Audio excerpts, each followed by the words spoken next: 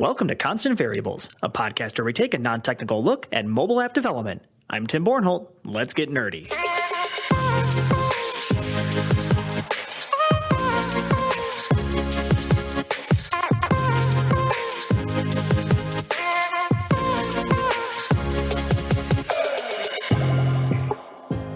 So today on the show, we are speaking with Jonathon Richter. So Jonathon was originally a classical guitarist and became, through a series of events, a mobile app consultant. He actually created a company called Yule, which is a social nightlife app and data conglomerate that saves people time deciding where to spend their night out by providing some real-time content of what's going down in bars and nightclubs and events around the world. I think I saw something that said they had over 200,000 different nightclubs in their database, which is pretty insane. And now he runs an app development consultancy called Winona Partners based in Atlanta, Georgia. And they've worked on apps and websites for law firms, fitness specialists, even they just released a typewriter app, which is pretty cool. Today we're going to speak with Jonathon about some of the best ways to make money on the App Store. We're going to learn why failure, and not beauty, is in the eye of the beholder. And we're going to know the importance of being exclusive when building your founding team. So without further ado, here is my interview with Jonathon Richter.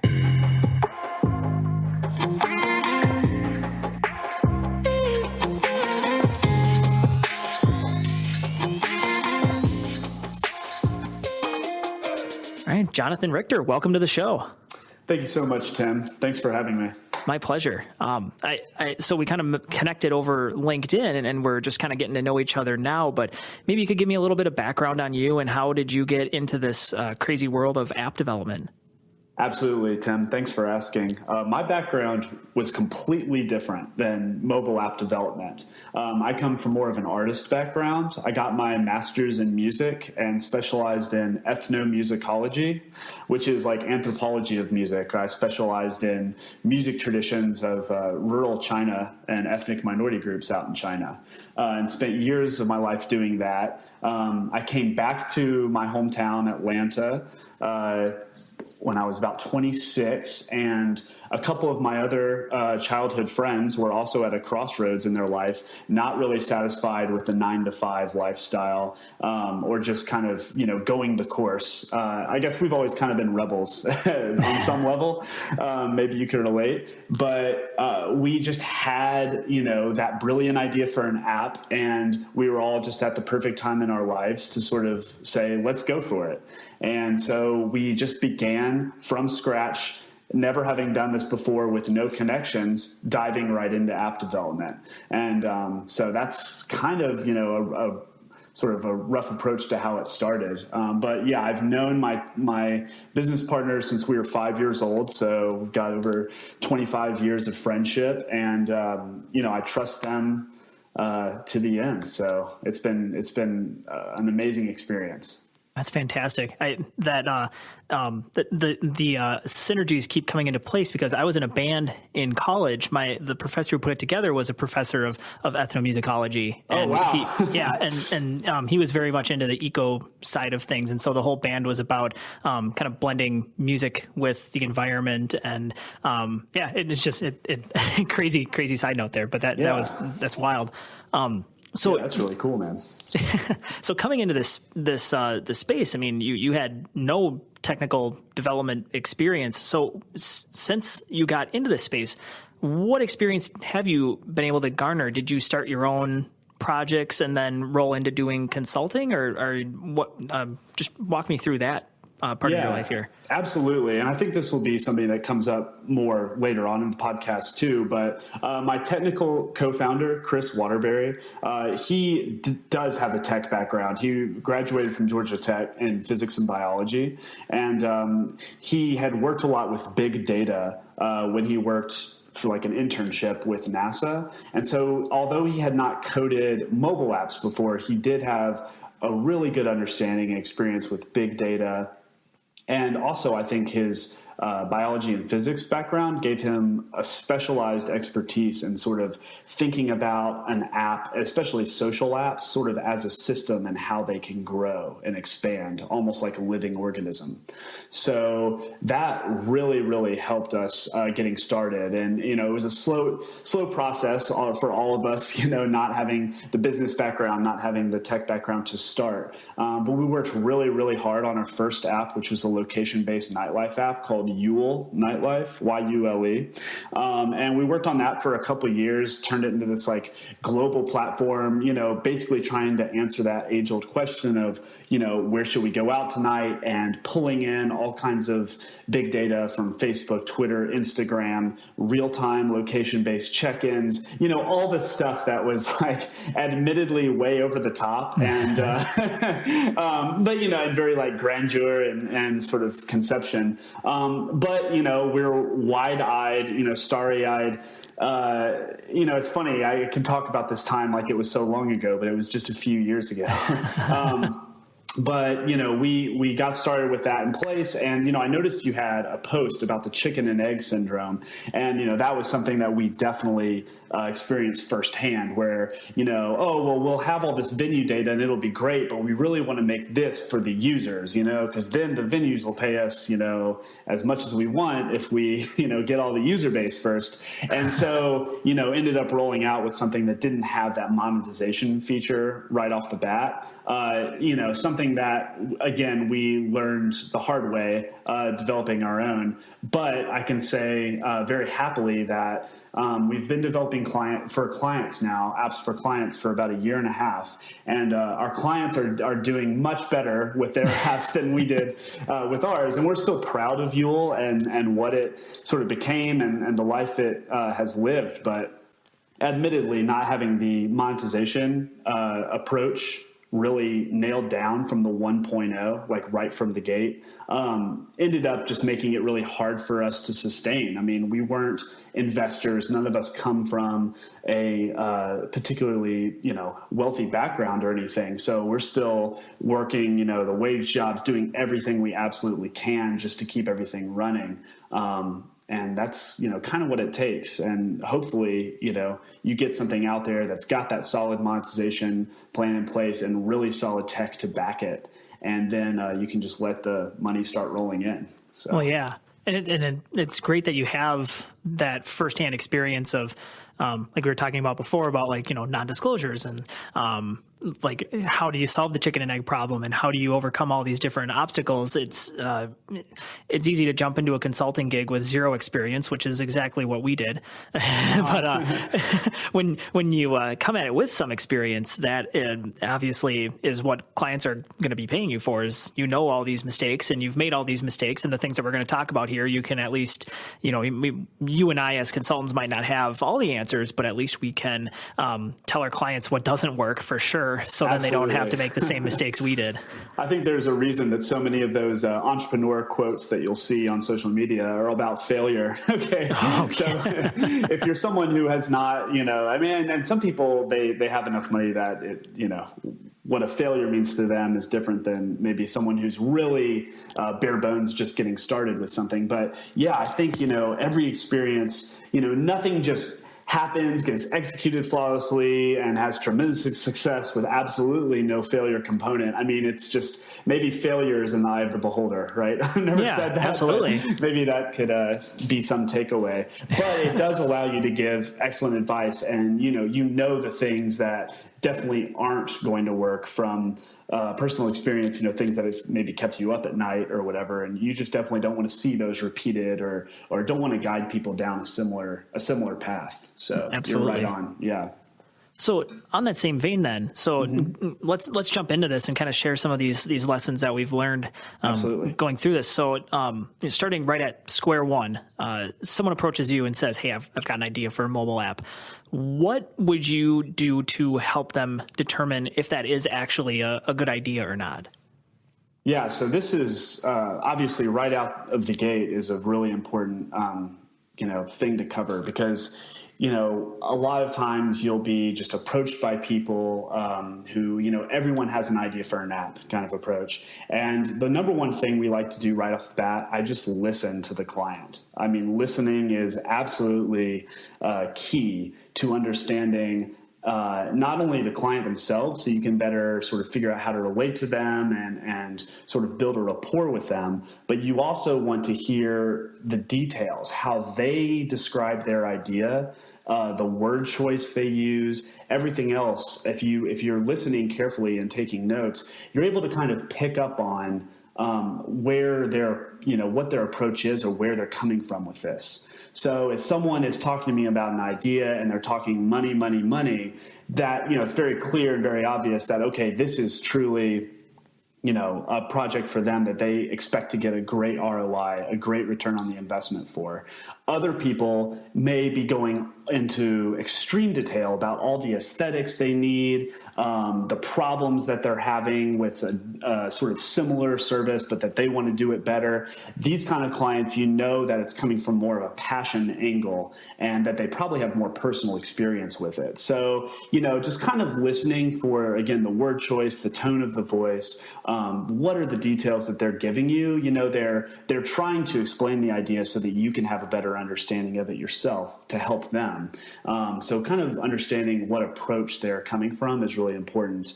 Number two. And just to jump in real quick on that, absolutely. Like you're saying, to be able to listen to them, it's like we were talking about before with defining failure, and what failure may mean to one company is totally different than another company. It's like if one person comes to you and they say, I want this app to make $100,000 a year, that might be a huge success. I would say for most people, that's a pretty nice salary, but maybe for a company that's a Fortune 500 company, $100,000 a year is kind of like, well, why did we just waste all of our money on that? So right. It does help to listen to your client and to listen to, the basically whoever has the project idea, to make sure that you are in alignment with them on what success and failure mean.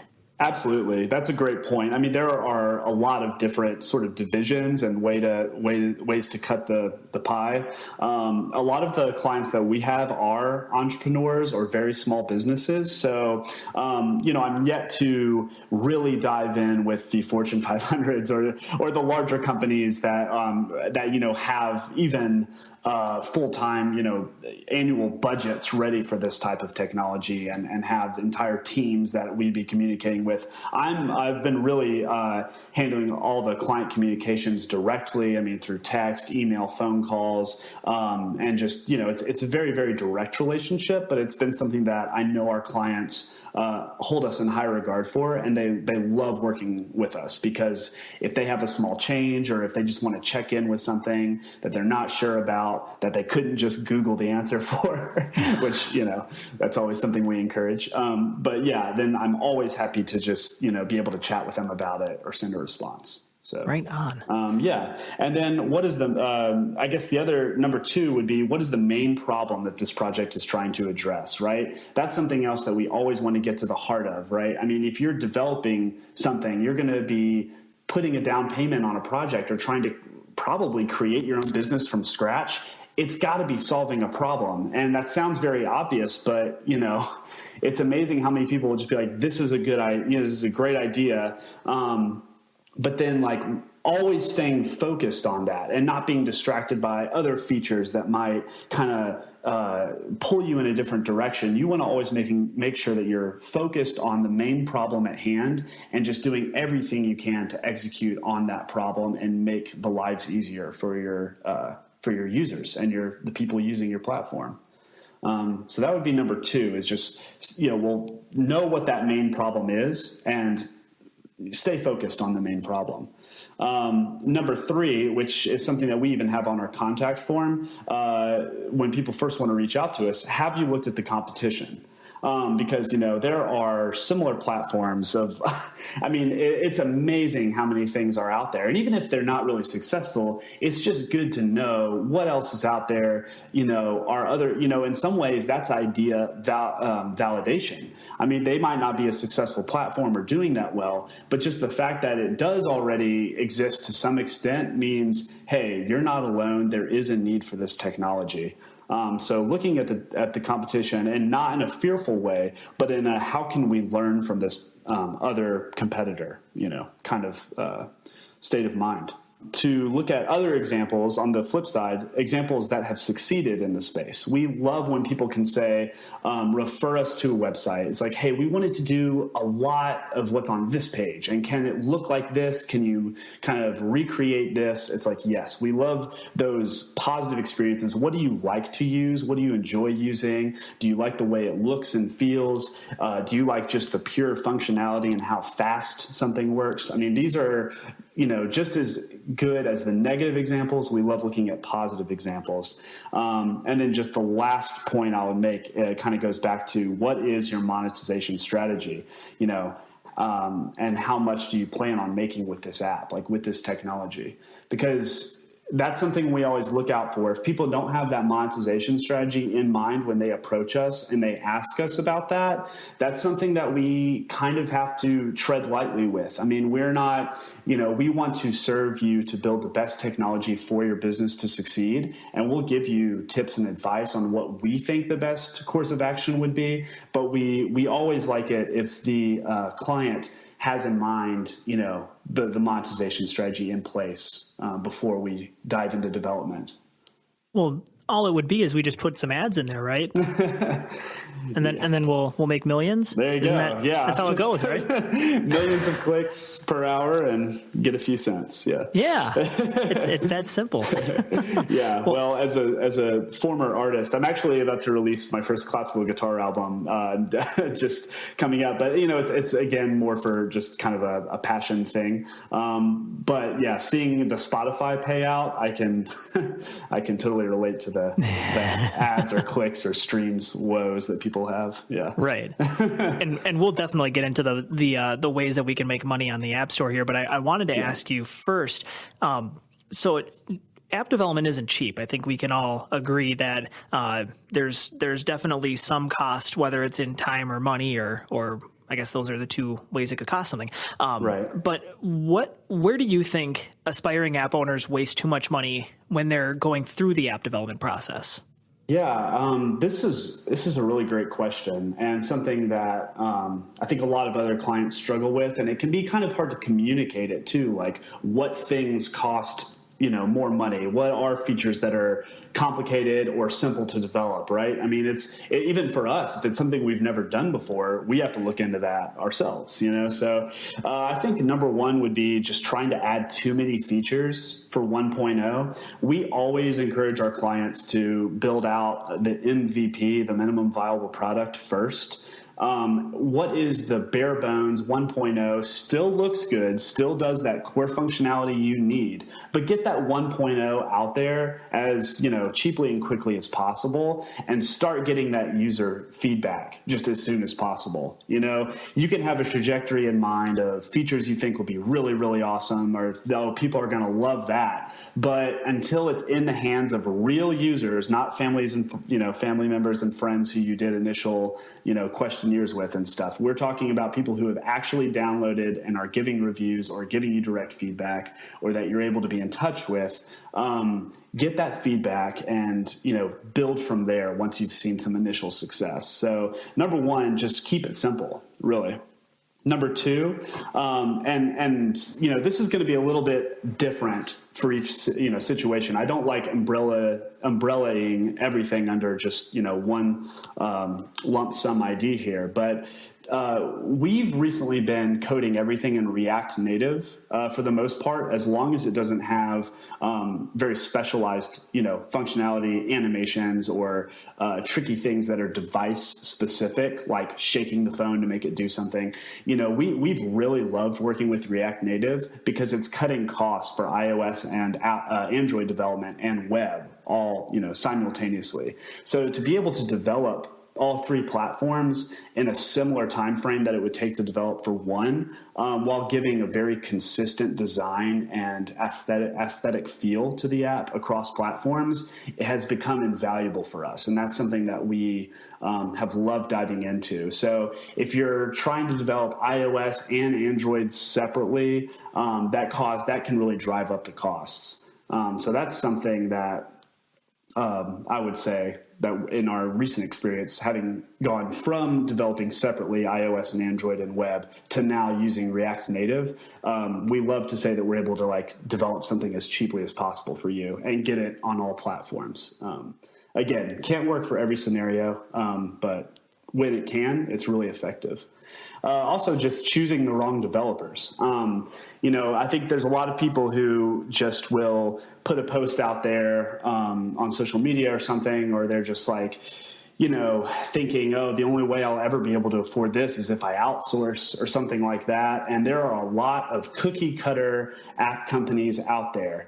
You want an on-demand service, you want an on-demand app, you want to pay as cheap as possible to get it out as quickly as possible. And, you think it's a simple enough idea, but you come to find out, oh, wait, actually, it's always going to look like this. Or, oh, once your business starts to get more complex or complicated, turns out these cookie cutter companies can't really execute on the things that are important to your unique business. So that's something else I would say, just really do your work. Due diligence in advance to find people who you really feel like are listening to you, you can trust, and that can, deliver in a really timely and effective manner to grow with your business. So we like to say that, we build our technology to fit your business. It's not that your business has to fit our technology. So on that same vein, I'm curious, when it comes to picking a company and picking the right developer, what are some red flags that you've seen? Like I think a lot of clients that end up coming to our shop, I think that they see that we actually are a person that they can talk to us, or a lot of our clients are local. I'm sure a lot of yours are local too to the Atlanta area, but what do you see as some telltale signs of either, yes, this is a good company to work with, or no, I should shy away from this company? I think you just nailed it. That's absolutely correct. A lot of our clients are still local and in the Atlanta area. And I think it is just that ability to pick up the phone or to be able to get in touch with us right away. The fact that you're going to be discussing matters of importance with the developers directly. It's not going to be this 11 or 12 hour time difference between when you put in a request and when you get some word back from abroad or something like that. And you can have a clear understanding and just the communication. I mean, to be able to, like, these people don't know all the technical terms. They don't know what the coding elements are called or anything. So you have to really be an interpreter, and a good interpreter, to take from what a client says to then sort of visualizing it and, applying it. So yeah, I would just say, from the get-go, not getting consistent communication and feedback from a company would be something that you should be really careful about. I would also say if a company is trying too aggressively to steer you in a certain development direction, and it just doesn't really feel like it's the way your business is supposed to go, or the features that you really have in mind, there may be some alternative, motives there, and just be really cautious with that. Do your homework. This technology is not going anywhere. Obviously, you want it out there. The faster, the better. But get a few different quotes from people and just have a few conversations about it. The more you can learn about your business in advance, the better. Right on. That's great advice. So we'll kind of shift gears here a little bit. We were talking about money before. Yeah. Yes. As any app developer or aspiring business owner should be very comfortable talking about money. what do you see as some potential sources of revenue for mobile apps these days? I know from our side, at least, the old way of I go to Best Buy and I buy a CD-ROM for $50 and that's it, and I never really get any updates. That doesn't really fly anymore in this space. Everyone expects their apps. They either don't pay for it ever and just expect their free app to work forever. That's kind of the expectation from the consumer, but from the business side, how do you turn that into people actually giving you money so that you can keep that app up to date and working well? I would say there's a few just solid ways. We still have found the most success with our clients for people who just do the pay per download. I mean, it's not, again, it's such a business specific thing, but the clients that we have that have done the best have been paid to download and then maybe have in-app purchases as well. So we like to encourage, especially if you have a user base, if you have a big following and you know that they're going to download your app no matter what, go ahead and just charge per download. And then, people pay for it once, kind of like you said, and then they're happy as long as they keep the app for 48 hours, that sale has gone through. That's why it is still important to have a good 1.0. You can't have it be too bare bones like we talked about before. But having something really solid that your user base and that your fan base is going to really like, getting it out there and, being upfront, like, this cost me money to develop and it's only $2. What can you get in your everyday life for $2? This is like pretty cool technology that is related to my business. So that's, again, it's going to be a little bit different depending on what your business is. Subscription model is also, a possibility. But I don't know if you've written or covered anything about renewable subscriptions. Have you ever covered that before?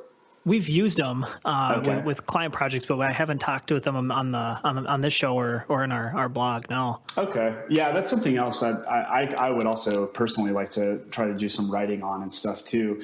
There's a lot of complaints with just like renewable subscription model. It's kind of hard to develop.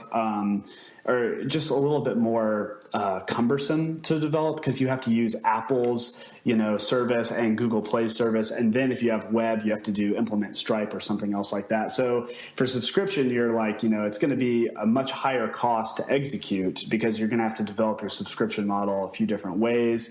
And then the renewable subscriptions also from a user perspective, if you want to stop paying for the service, Apple makes it a little bit challenging on the user side for people to figure out how to do that. And you cannot, as the developer or as the person who had launched the app, you cannot necessarily remove someone from that service. They have to go through their Apple account and actually remove it manually. So it can be a lot of back and forth of people just not understanding how to even stop their subscription. So there are problems with that for sure. But in terms of just like how to get people to, our clients to pay for the services. I mean, we come up with a solid feature set and a development schedule that makes sense for them and their technology. And then it can be, over a few months or even half a year, if that makes them more comfortable, whatever can fit their budget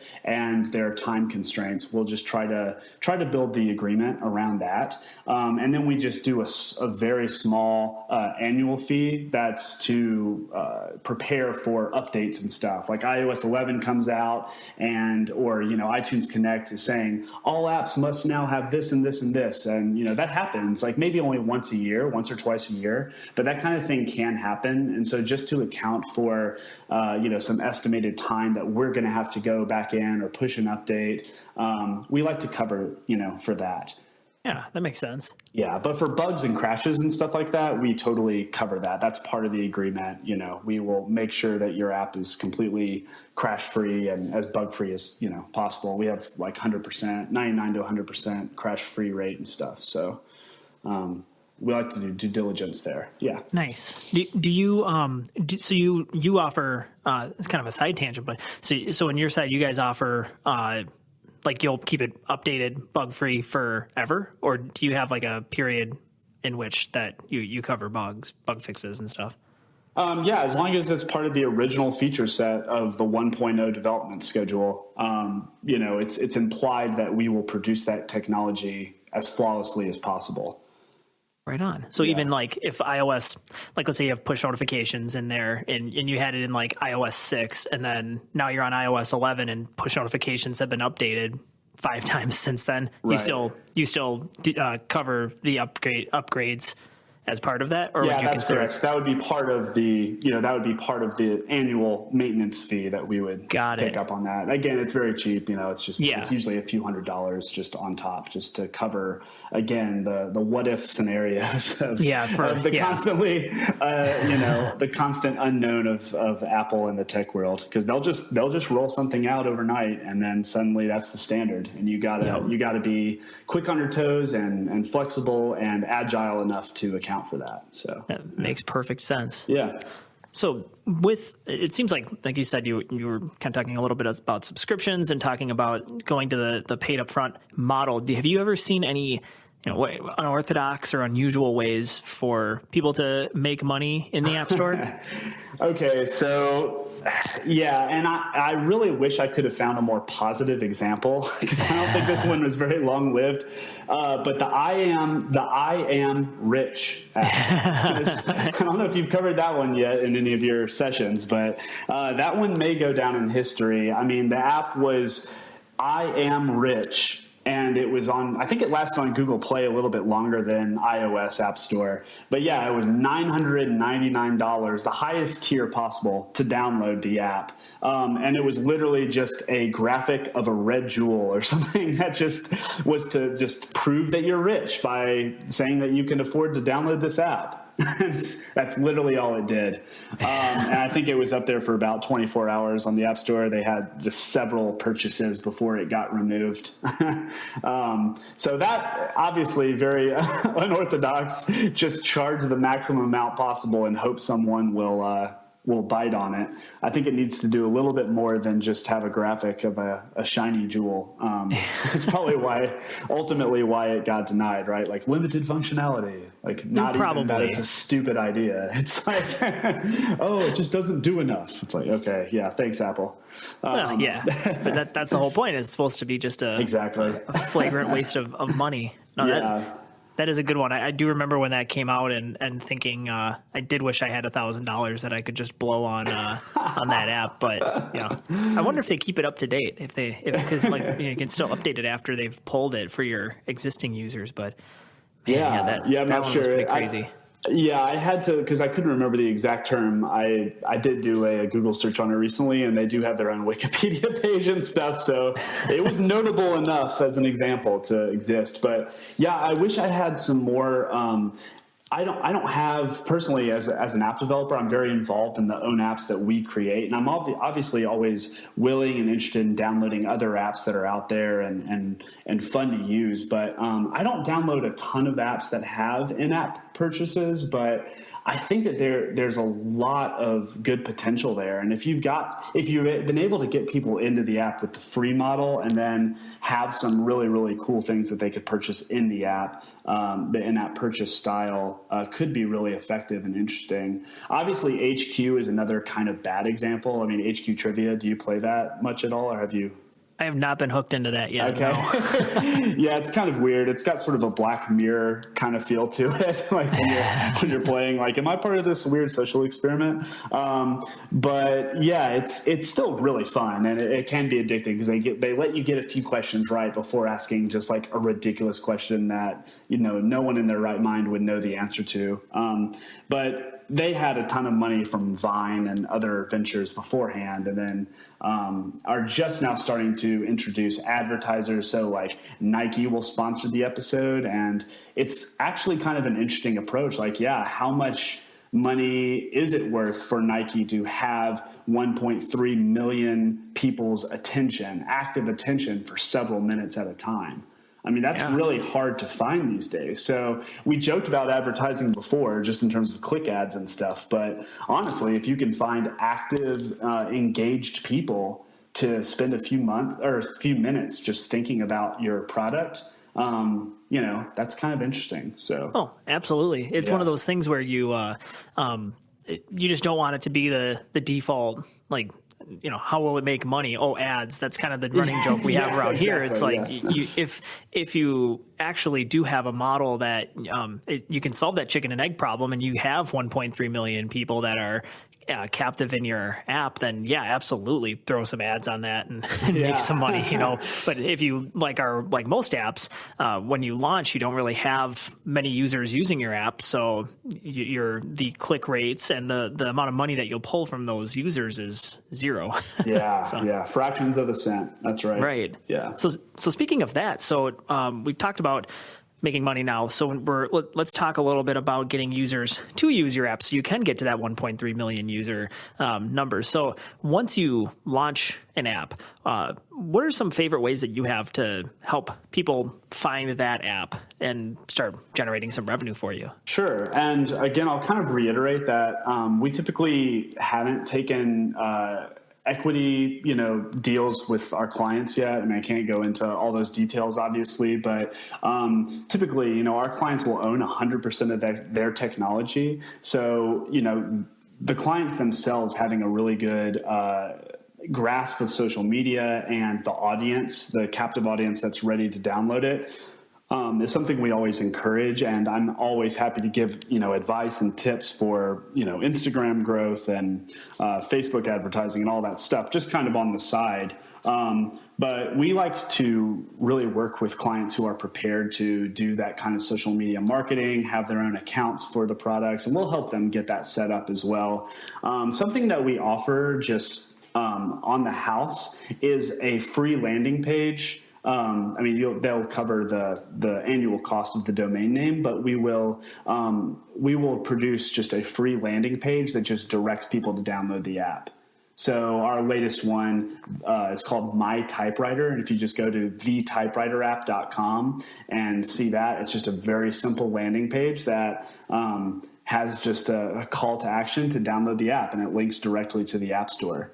So that's one thing that we do, just write, on the house for our clients. I also will always write a blog post about the product or the new app that we've done, because like I said, I really like engaging with our clients and being able to understand what's driving them. The passion, the human behind the technology is so important.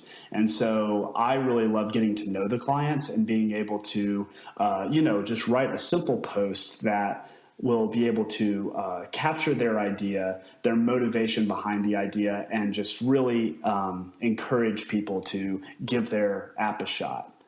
So that's one thing. And then obviously also post on social media, on our Instagram, Winona Partners, and just try to promote as much as possible and create as much word of mouth as we can too. So nice. Right on. Occasionally we host events too, local events. We did like a Atlanta startup night, and that's always a thing that we encourage anyone we've worked with to attend the events and sort of give them not a soapbox, but just a platform for them to be able to kind of, pitch their idea and also just, share what they've got going on. So that's okay to give someone a soapbox. Yeah, go for it. Why not?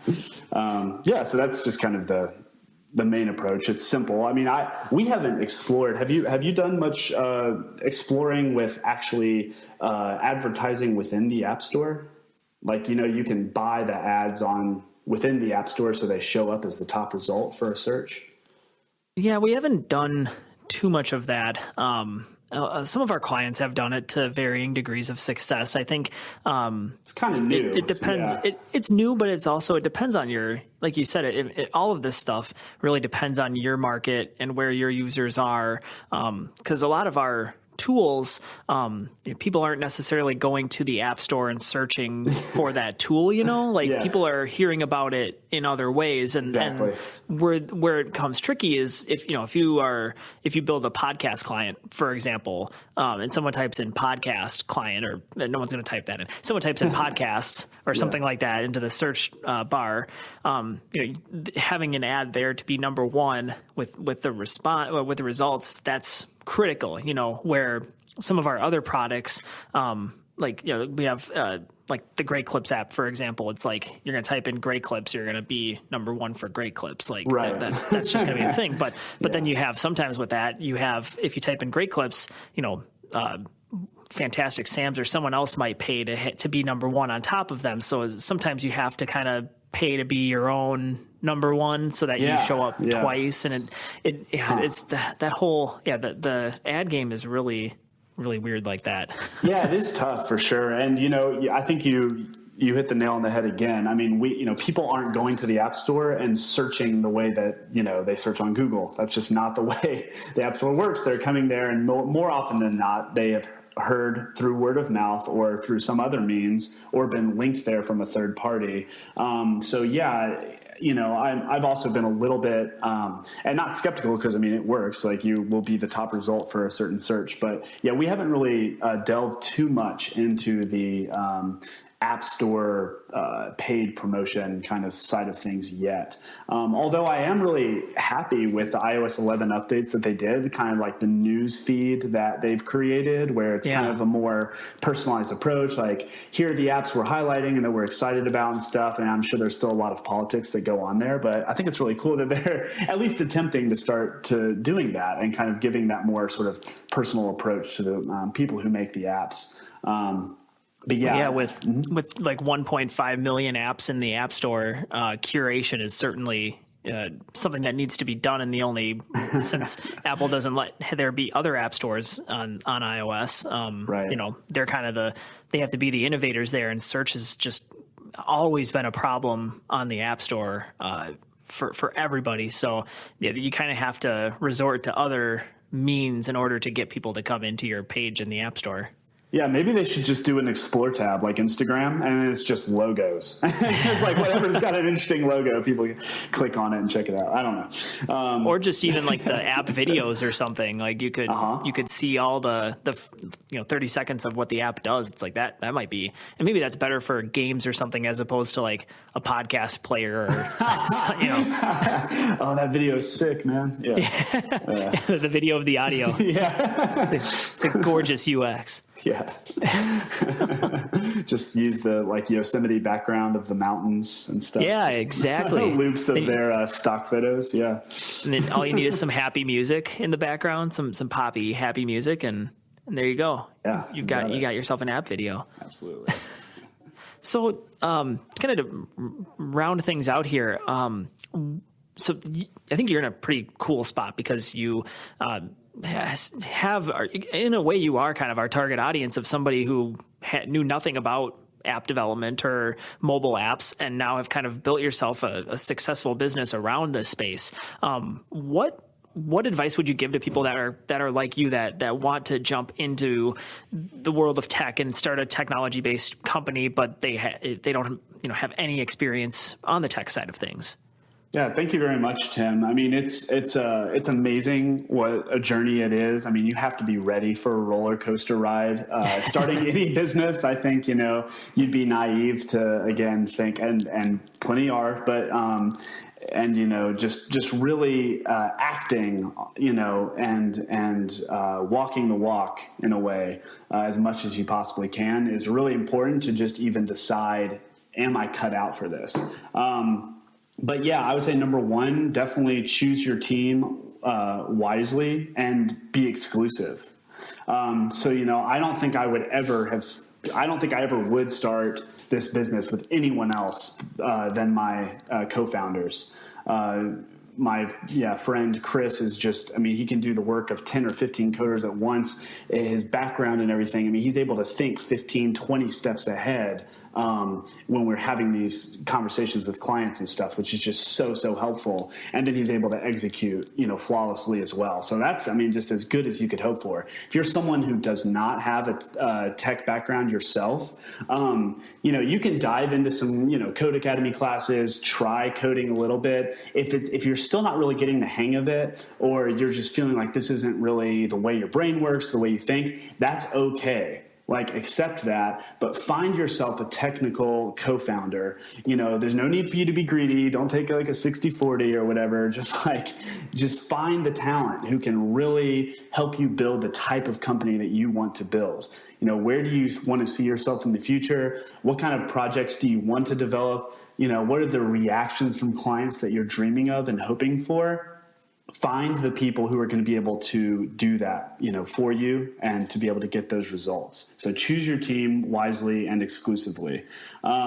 Make sure that you also, and this might be a little debatable, my number 2, but make sure that you have a sustainable source of income to keep you steady while you're building your company and your brand. Again, I don't know, everyone comes from different backgrounds. Some people are, have other resources or means or parents that can give them enough money while they kind of figure things out. And that's all well and good. But if you're truly starting out, even if you've got a full-time job, make sure that you're really ready to make the leap. I think one of the reasons you hear that horrible statistic about, I don't know, it's changing all the time. What is it, like 98% of startups fail within a year or something like that, or within 5 years? I can't remember what the staggering statistic is off the top of my head, but a lot of it is just like, they're not making that immediate return as fast and they just have to find income another way. But if you're able to kind of stagger it and you're able to find the balance where you're still able to work part-time and still giving a full-time or more than that, because that's what it's going to take, effort for your own business, then I think that that's really respectable and, could even lead to other clients. I mean, I worked at a coffee shop this whole time that we've been getting things started. And, that's where 85% of my clientele have come from, because I'm meeting and dealing with hundreds of people a day.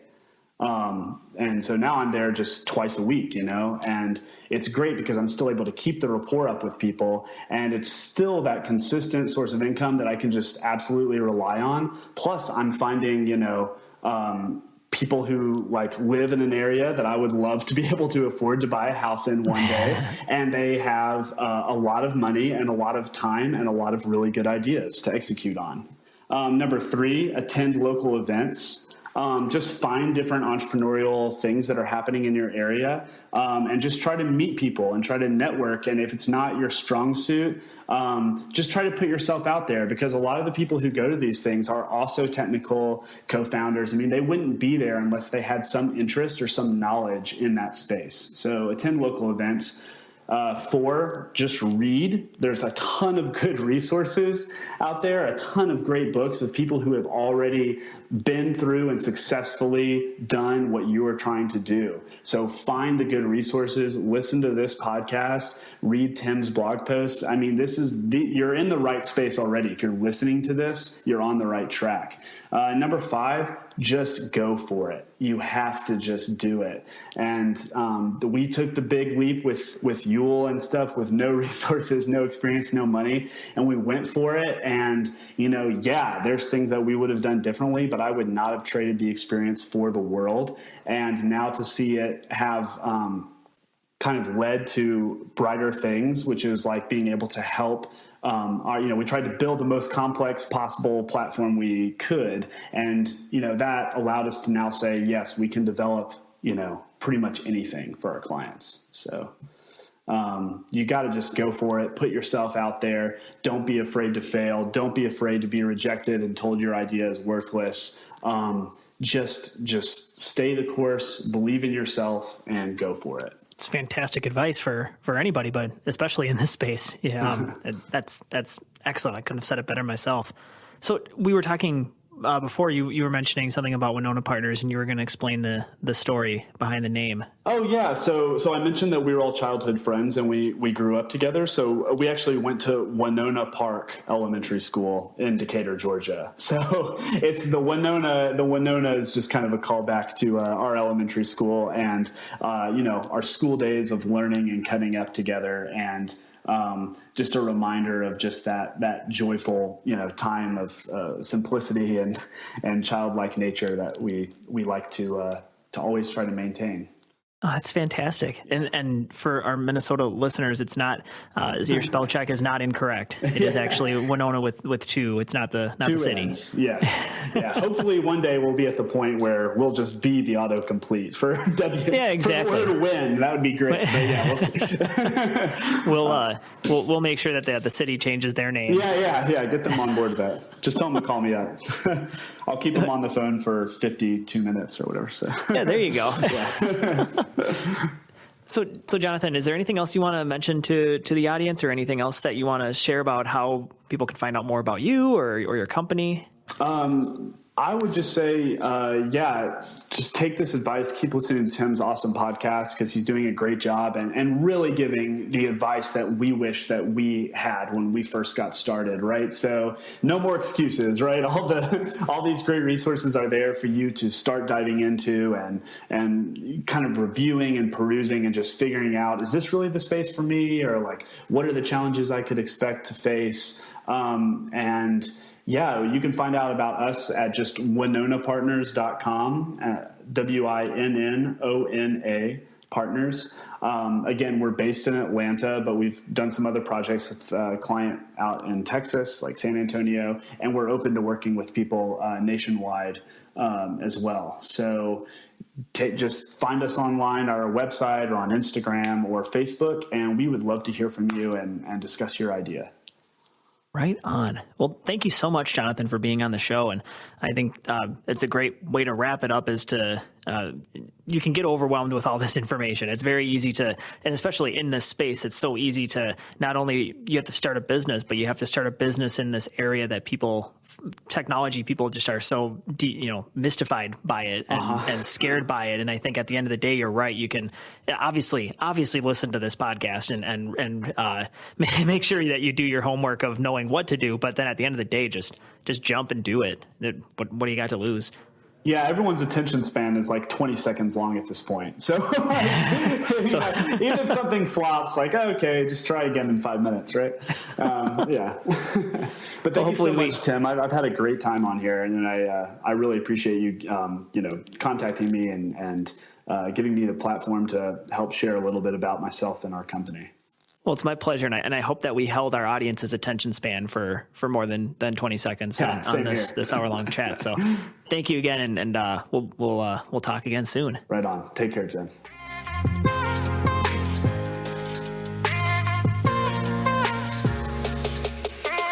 Our guest today was Jonathon Richter. You can find out more about him and Winona Partners over at WinnonaPartners.com. Show notes for this episode can be found at constantvariables.co. You can get in touch with us by emailing hello@constantvariables.co. I'm at Tim Bornholt on Twitter, and you can actually follow the show now on Twitter at CV_podcast. Today's episode was edited by the quintessential Jordan Doust. This episode was brought to you by the Jed Mahonis Group, who builds mobile software solutions for the on-demand economy. Learn more at jmg.mn.